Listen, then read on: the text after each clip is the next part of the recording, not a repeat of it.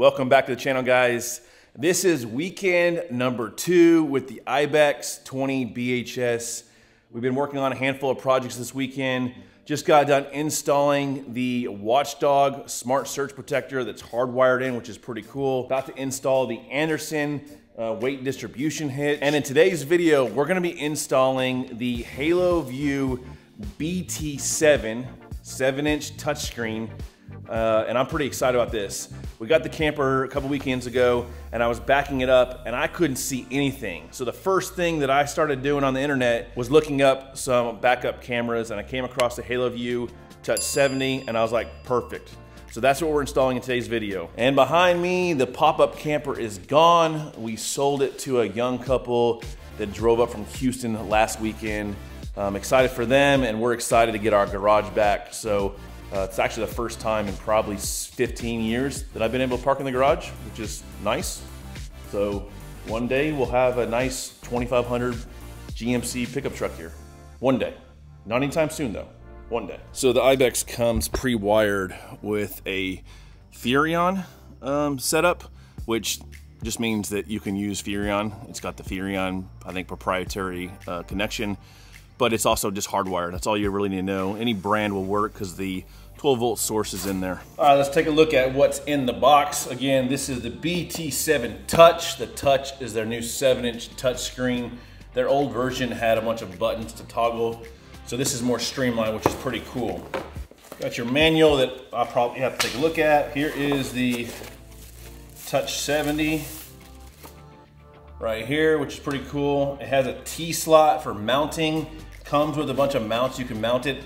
We're gonna dive into how I'm gonna mount this when we get into the car and we connect this thing up. Here's the camera. You can see the infrared night vision, which is pretty cool. This also has a microphone back to the 7-inch screen into the car. So let's just say your wife's back there and says, hey, you're about to hit the trash can. Well, now you can hear her. Like I said, here's some of the mounting hardware. I've got different suction cups for the windows. We've got a suction cup, looks like to stick onto your dash, and some crimps. And that's how we're gonna wire this thing up. Instead of using the connection, we're actually gonna crimp this and put tape around it. So what we're gonna do is we're gonna pair these before we install it on the camper.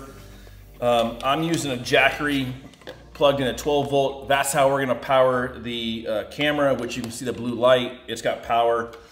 And because I only have one 12-volt socket, I'm actually going to go get my car keys and we're gonna fire up the truck and plug this into the cigarette lighter in the truck. A little sneak peek, this is how we're going to be mounting the touchscreen, which is gonna be pretty cool. Nice good view out the window. Let's crank this AC up because it's so hot.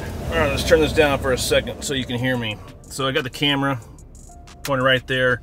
That is wired to the Jackery through the 12-volt just for temporary purposes. I just wired up the, hey, look at me. I just wired up the touch screen to USB right here. Now mine came pre-paired in the box. I did not have to pair it.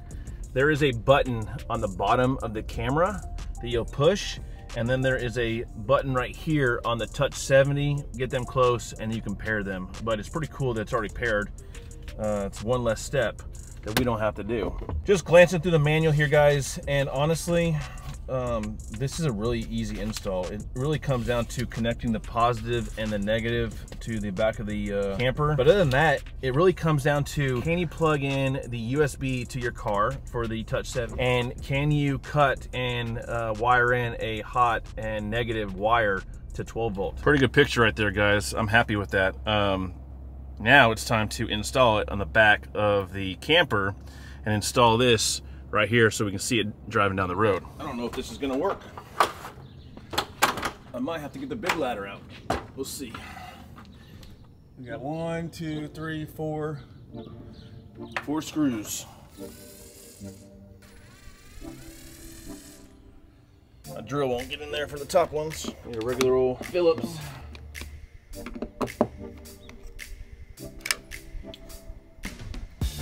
So all I'm doing here is gonna wire in the red and black with the provided little crimps. After doing that, I'm just gonna use some electrical tape to hold them together. I'm going back in with the original Ibex screws. They're a little longer than the ones provided by Haloview. Oh, you know what? Dang it. Screwed up. That's supposed to go in first. Crap, crap, crap. This is what happens when you film. Don't do what I did. I forgot to put this on, so I had to cut it. I think it'll be fine. It's on the bottom side. Put some silicone when I'm done.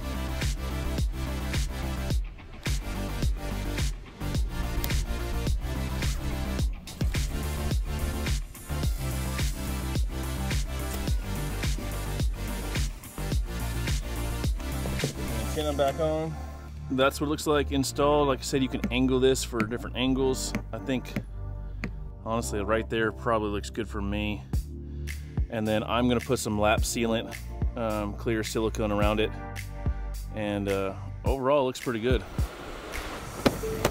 So I just backed up the truck. We hooked up to the 7-way pin to the camper to make sure this was working. Now, one caveat, I don't know if this is my truck, but from reading online and I think the manual and also seeing a bunch of YouTube videos, you've got to have your running lights on or your headlights on for this to work, so we can run your hazard lights across the camper. If you have it in auto, it won't work. The screen's just gonna be black, no signal, and give you an error code. So make sure you have it in the, have your lights on, or just have your running lights during the day. It's the next day. We're taking the camper back to the storage unit. Yesterday afternoon, I installed the Anderson weight distribution hitch, and I towed it around the neighborhood and made a big difference. I towed the camper a handful of times without anything, and the camper feels connected with the Anderson hitch, so I'm glad we purchased that. I wasn't gonna purchase a weight distribution hitch at all, but my wife kind of talked me into it for safety purposes for the family. Now, the last couple of times that I've taken the camper over to storage, my wife has been with me. One of the big purposes of getting the backup camera was so I could take it over to the storage unit and back it in without having assistance or help into our storage spot. Right now, I need to go into settings and I need to flip. There we go. I had the left was the right was the left. You can see that car on my right there. I'm going to adjust the camera a little higher and really help me understand where the cars are around me for turning left, turning right, changing lanes. So having that angle just a little bit higher, and then when I get to camp, I can just hop up on the back bumper and adjust it down for backing it into a tight spot if I had to. But as I'm driving right now, this car is coming up on my right, which is nice. I can see it in my mirror, but I knew they were coming because of the backup camera. Didn't think I would use it for that, but it's a nice feature to have. So here's the camera set up as I'm driving. Really not my way at all as far as seeing the street and the road. I also hooked up the monitoring for the tires, which I ordered another arm, which is gonna sit right here, kind of up and out of the way. That's another project install down the road. So yesterday I was playing around with the record setting with the micro SD card. I noticed that it's a .avi file, which will not play on my Mac computer. So that's something to consider if you, I don't know if it works with Windows or not, but I had to convert it for this video over to a .mp4 file.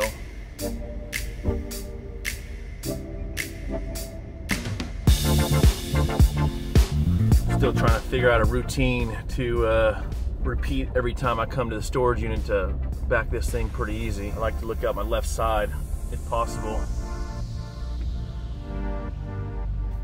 I need to go straight back.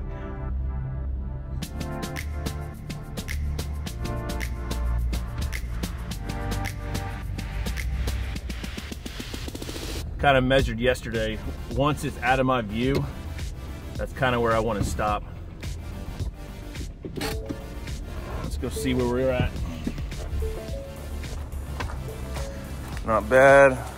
I put this little stone right here. It's supposed to be on the edge. It's close enough.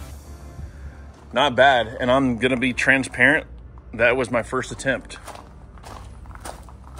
When I did this the other day with the wife, I think it took me 5 times. Time to unhitch, and I'll be right back. Oh. Texas heat is hot, man, even at 11 o'clock in the morning. Since we bought the camper, that's probably my 4th or 5th time backing it in there. My seatbelt's going off. Pretty easy process this time with the backup camera. It only took me about 5 to 7 minutes to back it up, unhitch, and get out of there. If you're interested in one of these Haloview BT7s, I'll have a link to Amazon where you can pick one up. I highly recommend the new touchscreen model. It's no additional cost to you guys if you use my links. It just helps out my channel. Thanks for watching, guys, and we'll see you in the next video.